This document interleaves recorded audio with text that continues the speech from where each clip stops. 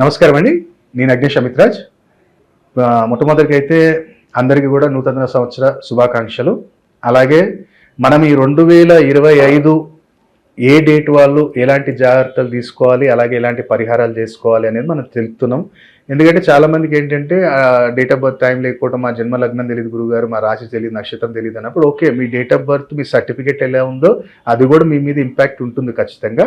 కాబట్టి దాన్ని కూడా మీరు ఫాలో అవ్వచ్చు. Root number, destiny number calculation చేసుకొని ఒకవేళ ఇవాళ మనం చెప్పే డేటు అంటే 8, 17, 26 అంటే 8, 17, 26 ఈ డేట్లో ఒకవేళ మీ రూట్ నెంబర్ ఉన్నా, డెస్టినీ నెంబర్ ఉన్నా, అంటే ఎట్లా ఇప్పుడు 8వ తారీఖు పుట్టిరు, మొత్తం క్యాల్కులేషన్ చేస్తే 6 వచ్చింది అనుకోండి, దాన్ని ఏమంటాం మనం 8/6 కాంబినేషన్ అంటాం.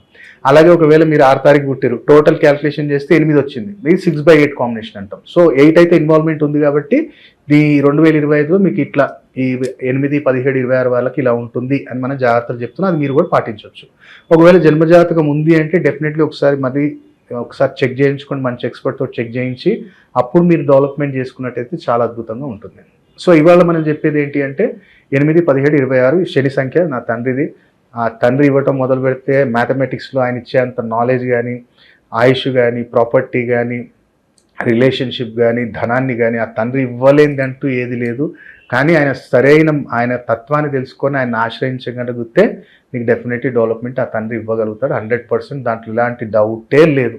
ఎందుకంటే శనిదేవుడు అంత కలికాలంలో న్యాయంగా ఉండే ఒక గ్రహం ఆయన్నే. మిగతా వాళ్ళు కూడా ఉంటారు కానీ వాళ్ళకి షార్ట్ కట్స్ ఉన్నాయి, కానీ ఈ తండ్రికి షార్ట్ కట్స్ లేవు. కాబట్టి ఈ డేట్లో పుట్టిన వాళ్ళు ఈ సంవత్సరం చాలా జాగ్రత్తగా ఉండాలి. కొత్త వాహనాలు కొనేటప్పుడు మాత్రం చాలా జాగ్రత్తగా చూసుకోండి.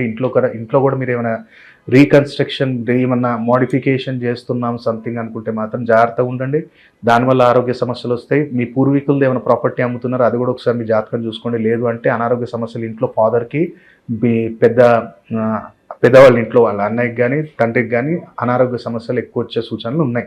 మరి ఏం చేయాలి గురుగారు అనుకుంటే నిత్యం కూడా జలంలో నల్లలు వేసి శివయ్యకి అభిషేకం చేయడం మొదలు పెట్టండి. అనారోగ్య సమస్యలు ఉండవు, ఆలస్యాలు ఉండవు. మరి ధనం ఎలా ఉంది గురుగారు అంటే ఈ సంవత్సరం ఇప్పుడు ఈ 2025లో 8, 17, 26 తేదీలు పుట్టిన వాళ్ళకి ధనప్రాప్తి ఉంటుంది. కానీ నువ్వు ఏం చేయాలంటే ఒకవేళ నీ శాలరీ అనుకుంటే ఇది రెమెడీయే.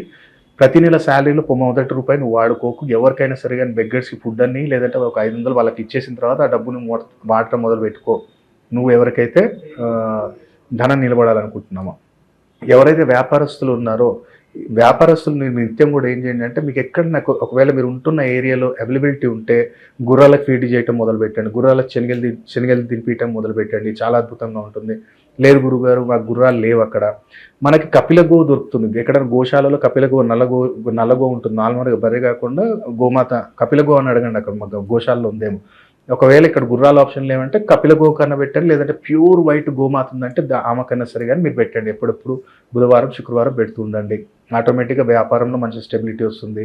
అలాగే ఎవరైతే ప్రైవేట్ జాబ్లో ఉన్నారో ప్రైవేట్ జాబ్ వాళ్ళు ఏం చేయండి అంటే మీ దగ్గరలో ఎక్కడైనా సరే కానీ ఆంజనేయ స్వామి టెంపుల్ ఉంటే అక్కడ సంపంగి నూనె ఇచ్చేయండి. ఆ తండ్రికి లేపన చేయించడానికి ఆ తండ్రికి సంపంగి నూనె చిన్న డబ్బున పెద్ద డబ్బున నెలకు ఒకసారి సంవత్సరం మొత్తం ఇస్తూనే ఉండండి.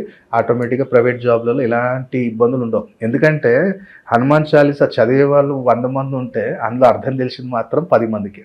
ఎందుకంటే హనుమాన్ చాలీసాలో ప్రతి దానికి సొల్యూషన్ ఉంది, మనకు తెలీదు. ఇప్పుడు ఒకటే మనకు చాలా చాలా వరకు తెలిసిన ఏంటిది, సంకటకటేమిటే సబీరా జోస్మిరై హనుమత బలబీరా అంటే తండ్రిని ఎవరైతే మనం జపిస్తామో సంకటాన్ని, ఆ రాముల వారి యొక్క సంకటాన్ని ఎలా తీసేస్తారో అలా తీసేస్తారు. అలాగే నాసే రోగ హరే సబీరా జపత నిరంతర హనుమత బలబీరా. ఇక్కడ అనారోగ్య సమస్యలు ఏదున్నా సరే కానీ అక్కడ కూడా మనకి అనారోగ్య సమస్యలు తీసేస్తారు. తుమ ఉపకార సుఖీవికహీన రామమిలా రాజపద దీన. ఇది వ్యాపారస్తులకి. ఏంటిది ఇది? తుమోపకారు సుగ్రీవికహీన రామమిలాయ రాజపది దీన అంటే సుగ్రీవుని తీసుకొచ్చే తండ్రికి నా దగ్గర ఎలాంటి శక్తి లేకపోయినా సరే కానీ నీ రాజ్యాన్ని నేను ఇప్పిస్తాను, నా సీతను ఎతికేటప్పుడు నీ యొక్క సేనని, నీ యొక్క బలాన్ని నాకు ఇవ్వని చెప్పి అక్కడ ఫస్ట్ తండ్రి రామచంద్రమూర్తి సుగ్రీవుడికి సాయం చేసి అతనికి అథారిటీ ఇప్పించి అప్పుడు ఆయన సాయం తీసుకున్నాడు. సో ఇది ఒక బిజినెస్ డీల్ లాగానే. సో ఇది కూడా మనం వ్యాపార స్థలంలో కూడా చదువుకోవచ్చు. ఇట్లాంటి హనుమాన్ చాలీసాలు ఎన్నో ఉన్నాయి కానీ మనకు తెలియదు, చదువుతున్నాం కానీ దాని అర్థం తెలియట్లేదు. కాబట్టి మన పిల్లలకి చెప్పండి. సూక్ష్మ రూపధరి సేతు దిఖావా వికట రూపధరి లంక జలావా భీమ రూపధరి అసుర సంహారే రామచంద్రకి కాజి సవారే.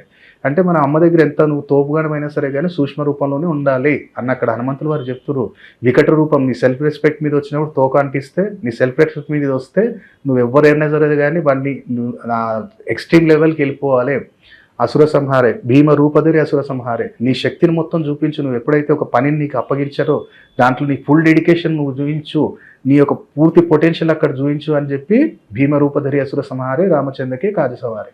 హనుమాన్ చాలీసాలో చాలా అర్థం ఉంది. మన పిల్లలకు కూడా మనం కూర్చొని చూపిస్తే భగవద్గీత, హనుమాన్ చాలీసా, దుర్గా చాలీసా, టైం ఏడుంది, ఎంతసేపు మొబైల్లో నన్ను.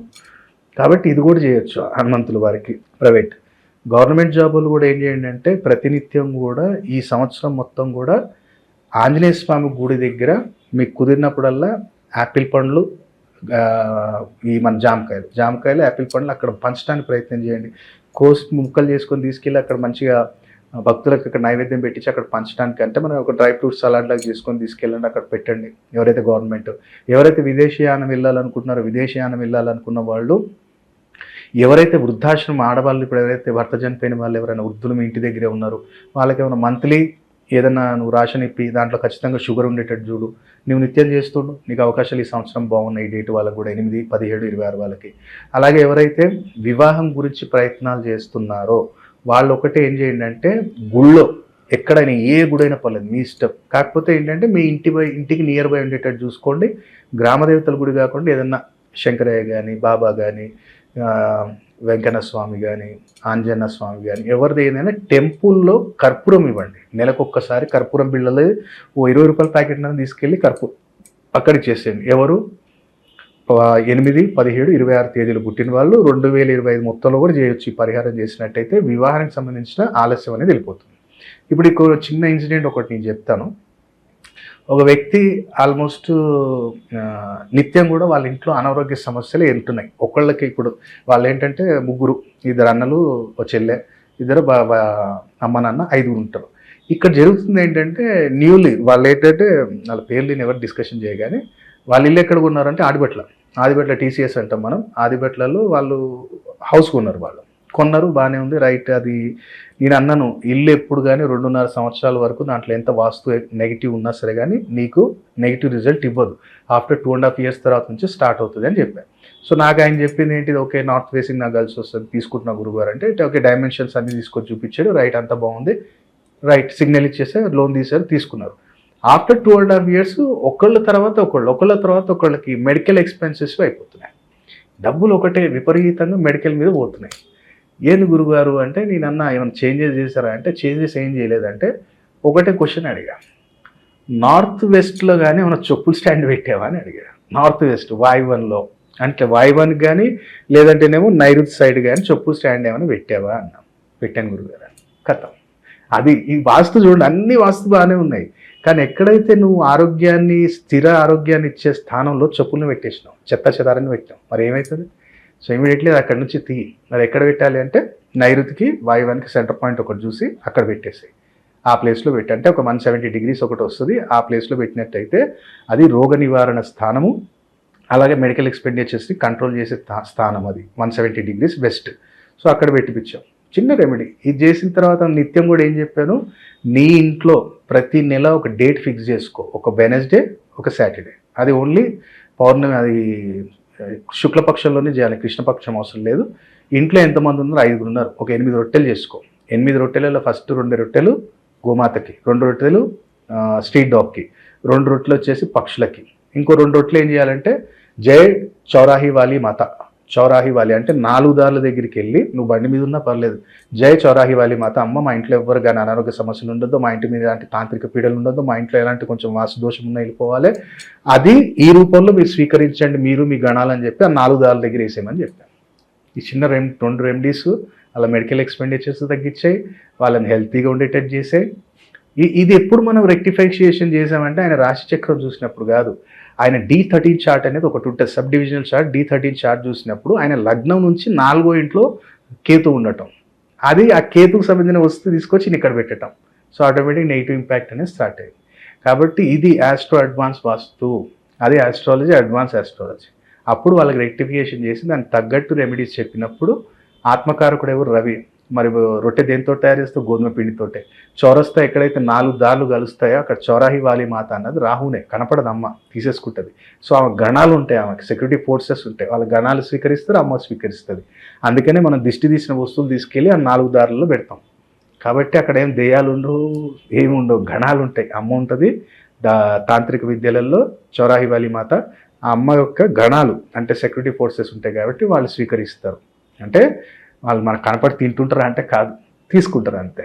కాబట్టి ఈ 2 చిన్న రెమెడీస్ తోటి వాళ్ళ ఇంట్లో అనారోగ్య సమస్యలని మనకు తీయటం జరిగింది. అలాగే కొంచెం కలర్ థెరపీ అనేది కూడా, వాళ్ళకి ఇంట్లో కలర్స్ కొన్ని ఉంటాయి మనకి, ఆ కలర్ థెరపీ కూడా చెప్పి వాళ్ళకి even black, blue, brown bedsheets వాడకండి. ఎందుకంటే ఈ D13 చార్ట్లో ఏదైతే కేతు ఉన్నాడో ఆ యొక్క 12వ స్థానాన్ని కూడా ఎఫెక్ట్ చేస్తున్నాడు. కాబట్టి మన 12వ స్థానం అనేది బెడ్రూమ్, మన బెడ్రూమ్ రిప్రజెంట్ చేస్తుంది మన 12వ స్థానం D13 చార్ట్లో. సో ఈ నెగిటివ్ ఇంపాక్ట్ ఉంది కాబట్టి 3 కలర్స్ కూడా అవాయిడ్ చేయండి అని చెప్పి వాళ్ళకి చెప్పినప్పుడు వాళ్ళు రియలైజ్ అయ్యి, అవును మన తీసేయండి ఇమీడియట్లీ, బ్లూ బ్లాక్ కలర్ బాగుంది తీసేయండి అని చెప్పి వాళ్ళు ఒక పాజిటివ్ కలర్స్ వాళ్ళ సజెషన్, వాళ్ళ లక్కీ కలర్స్ ఇచ్చినప్పుడు దాంట్లో వాళ్ళు ఫాలో అయ్యటం మొదలైంది. కాబట్టి మీరు కూడా మీ జీవితంలో 2025లో మంచి ఆస్ట్రో న్యూమరాలజిస్ట్ని కలవండి. మీ lucky numbers, lucky colours, lucky days, lucky directions, business పరం నేమ్ కానీ, లేదనుకుంటే పార్ట్నర్షిప్ చేయొచ్చా లేదా ఓన్గా చేసుకోవాలా, ఏదైనా న్యూ ప్రాజెక్ట్ని స్టార్ట్ చేస్తున్నాను అది చేయొచ్చా లేదా తెలుసుకో. డేట్ ఆఫ్ బర్త్ టైం ఉంటే, డేట్ ఆఫ్ బర్త్ టైం లేదు అంటే న్యూమరాలజీ, పామిస్ట్రీ 2 తెలిసిన వాళ్ళ దగ్గరికి వెళ్ళినట్టయితే definitely they will guide you in a good way. So definitely 2025లో కూడా మీ డిజైర్స్ అన్ని కూడా మీరు పూర్తి చేసుకోవచ్చు. కాబట్టి ఈ 8, 17, 26 తేదీ పుట్టిన వారు ఈ యొక్క చిన్న పరిహారం చేసుకొని 2025లో లాభాన్ని పొందాలని కోరుకుంటున్నాను. సర్వే జనా సుఖినో భవంతు. ఓం నమః శివాయ.